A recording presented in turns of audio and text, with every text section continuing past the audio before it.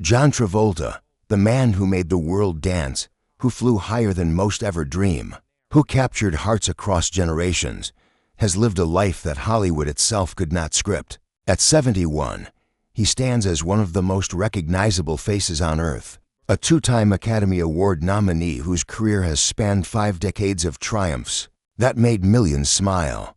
But behind the million-dollar smile and the effortless charisma lies a story not glamorous, but brutal, a story of unimaginable loss, of love found and love stolen away, of a son's death that no parent should ever endure, of a wife taken far too soon, of faith tested in ways that would break most men. This is not the story of Saturday Night Fever and Grease.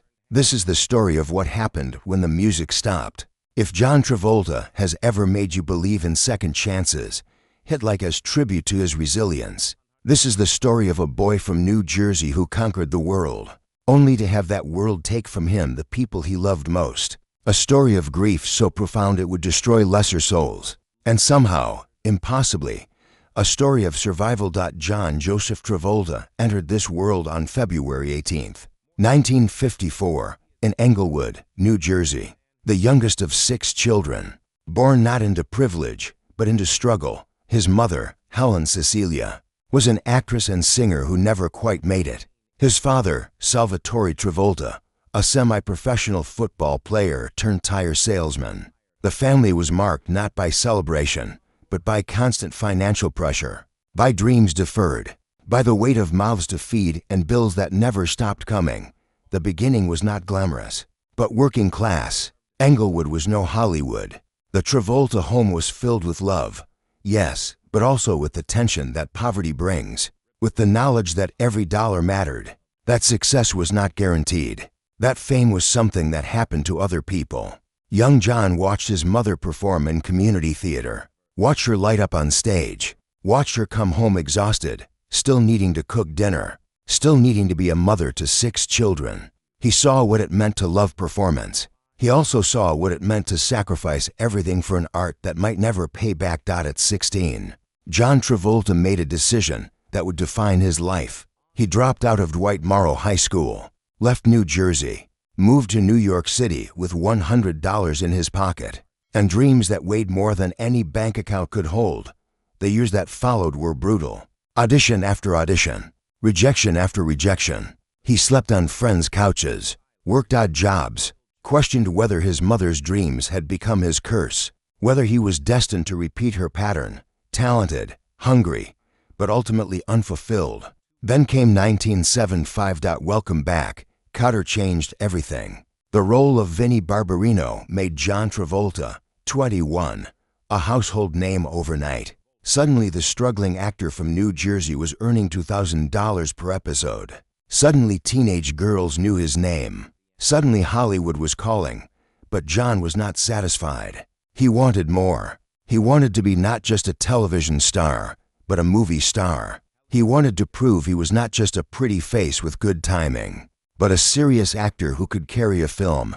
1977 delivered that proof. Saturday Night Fever exploded into theaters on December 16, 1977. John Travolta, 23, became Tony Manero, the working-class kid from Brooklyn who found escape on the disco floor. The film earned $137 million worldwide. The soundtrack sold over 15 million copies, and John received his first Academy Award nomination for Best Actor. He had done it, risen from Englewood poverty to the absolute pinnacle of fame, at 23 years old. Then came 1978. Grease premiered on June 16, 1978, and became a cultural phenomenon that transcended film.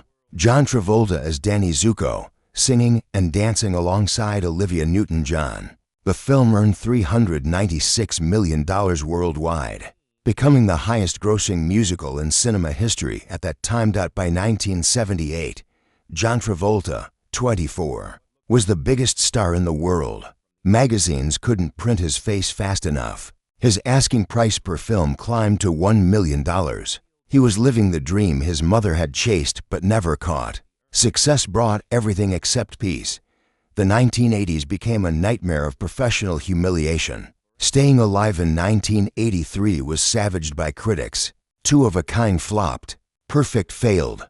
Movie after movie, the golden boy of Hollywood watched his star dim, watched studios lose faith, watched his asking price plummet. By 1985, John Travolta was considered box office poison. The same industry that had worshipped him now whispered that he was finished, that he had been a fad, that his time had passed at 31 years old. But John did not quit. He kept working, kept auditioning, kept believing that talent would eventually matter again. Then came 1994. Quentin Tarantino cast John Travolta, 40, in Pulp Fiction as Vincent Vega, the philosophical hitman who dances, philosophizes, and ultimately meets a violent end. The film premiered at the Cannes Film Festival on May 21, 1994, and changed everything. Pulp Fiction earned $113 million worldwide. It won the Palme d'Or. It revitalized not just John's career, but the entire concept of what a career comeback could be. John Travolta received his second Academy Award nomination for Best Actor. At 40, he was back, bigger than before, wiser than before, grateful in ways success at 23 had not taught him to be. The late 1990s and early 2000s brought steady work. Get Shorty in 1995, Face Off in 1997, Primary Colors in 1998, Swordfish in 2001. John commanded $20 million per film at his peak. He had proven the doubters wrong, had shown that talent, persistence, and humility could overcome any professional setback. But professional triumph meant nothing compared to what came next. On July 12, 1991, John Travolta, 37, married Kelly Preston, 28, a beautiful actress he had met on the set of The Experts in 1987. Their love was immediate, passionate, and by all accounts genuine. They built a life together, a family. Their son, Jet Travolta, was born on April 13, 1992, a beautiful boy. Their first child, the beginning of everything that mattered. But Jet was different. He suffered from Kawasaki disease as an infant, a rare condition that causes inflammation of blood vessels. He later developed seizures, required constant care, constant attention, constant love from parents who would give anything to make him whole. John and Kelly never hid their son, never treated him as anything but a blessing. They learned about his conditions, adjusted their lives, became advocates, became the parents Jet needed them to be. Then came January 2, 2009. The Travolta family was vacationing at their home in the Bahamas. It was meant to be a peaceful holiday, a time to rest, to reconnect, to simply be a family away from the pressures of Hollywood. Jet, 16, suffered a seizure in the bathroom, hit his head on the bathtub. By the time he was found, it was too late. Jet Travolta was pronounced dead at Rand Memorial Hospital in Freeport, Bahamas. On January 2, 2009, he was 16 years old. The world saw the headlines, saw the grief of famous parents, saw the tragedy of a young life ended far too soon. But the world did not see what happened inside that Bahamas home, did not see John Travolta, 54, holding his son's lifeless body, did not hear the sound a father makes when his child is taken, did not witness Kelly Preston collapsing under the weight of loss no mother should bear. John did not speak publicly for weeks. When he finally did, his voice was different, broken in a way no acting role had ever required. He thanked people for their prayers, said Jet was the most wonderful son that two parents could ever ask for. But behind those words was a man destroyed, a father who had failed at the only job that truly mattered, keeping his child alive. The guilt was crushing, the what-ifs endless, the pain beyond anything fame, money, or success could touch. Kelly and John leaned on each other, on their daughter Ella Blue, born April 3, 2000, who at 8 years old had to watch her parents suffer through hell, on their faith in Scientology, which provided structure when nothing else made sense. They tried to rebuild, to find meaning in the meaningless. On November 23, 2010, Kelly gave birth to their son Benjamin Travolta, a new life, a new chance at joy, not a replacement for Jet. Nothing could ever replace Jet, but a reason to keep living, to keep loving, to keep believing that life could still hold beauty. John Travolta threw himself into fatherhood again, into being present for Ella and Benjamin in ways grief had temporarily stolen from him. He reduced his workload, chose projects that mattered more than paychecks, spent time at their home in Ocala, Florida, far from Hollywood's relentless glare. The 2010s brought steady work, but no more blockbusters. John did not seem to care. He had learned what mattered, had paid the ultimate price for that lesson. Then came July 12, 2020. Kelly Preston, 57, died at the family home in Clearwater, Florida. She had been battling breast cancer for 2 years, battling in silence, away from media attention, fighting with the same grace she had brought to everything in her life.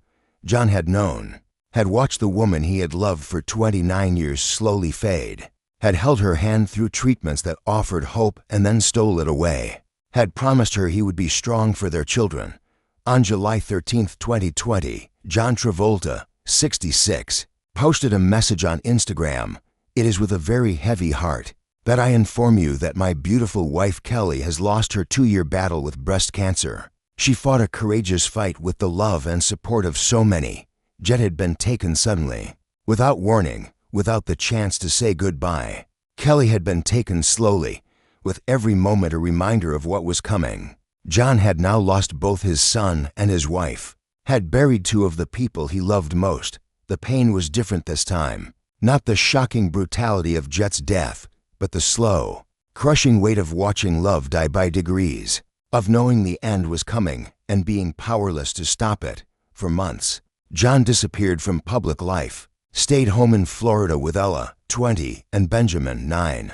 Learned how to be a single father to a young son, how to help a daughter navigate grief while drowning in his own, how to wake up each day when the person he had woken up beside for 29 years was gone. What few people know is that John considered retiring completely, walking away from acting, from Hollywood, from everything that had defined his public life. He had lost his son, lost his wife. What did any of it matter? But Ella and Benjamin needed him present, needed him alive, needed him to show them that grief does not have to mean surrender.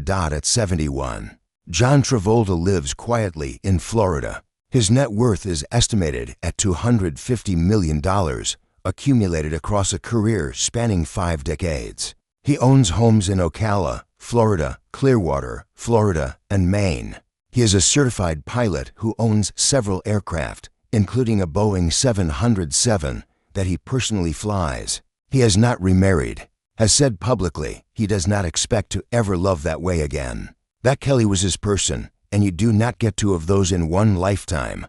He works occasionally, appeared in The Fanatic in 2019, did voice work for The Shepherd in 2023, takes projects that interest him, that honor his craft, that do not demand he be away from Ella and Benjamin for long stretches. He posts on social media about his children, about Benjamin's love of music, about Ella's work as an actress, following in her parents' footsteps, about memories of Kelly and Jet that he shares so they are not forgotten, so the world knows they were loved. He dances with Ella in videos that go viral.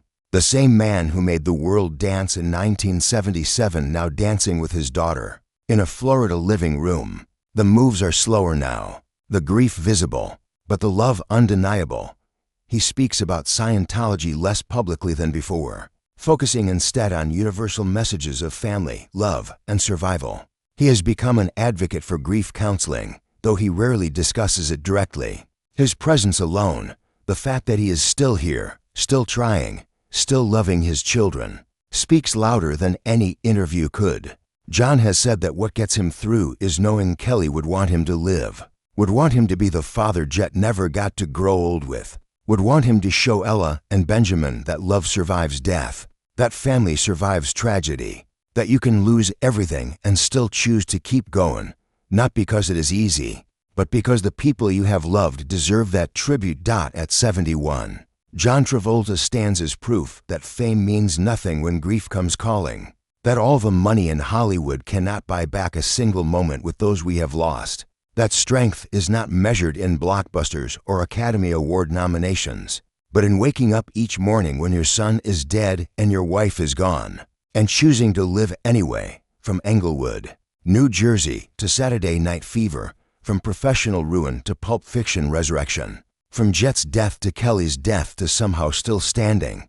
If this story touched your heart, leave a tribute below. Share a moment when John Travolta's resilience reminded you that love, even love, that ends an unbearable loss, is still worth every heartbreak. That dancing through the pain is not denial, but survival. That at 71, with more grief than most people could endure, he still chooses to be a father, to be present, to honor the family he built and the family he lost by simply refusing to give up. That is not Hollywood magic. That is human courage, and it deserves to be remembered.